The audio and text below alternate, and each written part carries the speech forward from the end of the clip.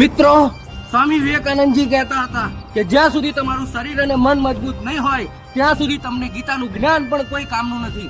એટલે ઉઠો, જાગો અને શરીરને મજબૂત બનાવવામાં લાગો.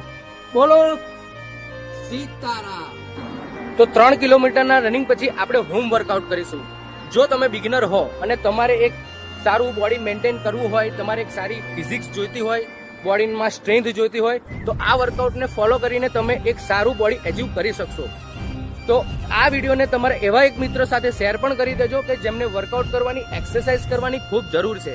તો ચલો શરૂ કરીએ મિત્રો. દોસ્તો, વર્કઆઉટ શરૂ કરતા પહેલા વોર્મઅપ અને સ્ટ્રેચિંગ કરી લેવું ખૂબ જરૂરી છે. ચેસ્ટના વર્કઆઉટ માટે તમે flat push-ups, incline push-ups, decline push-ups લગાવી શકો છો.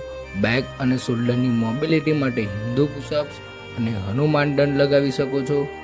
ત્યારબાદ ટ્રાઇસેપ ડિપ્સ લગાવી શકો છો, જેથી તમારી ઇનર ચેસ્ટ ડેવલપ થશે.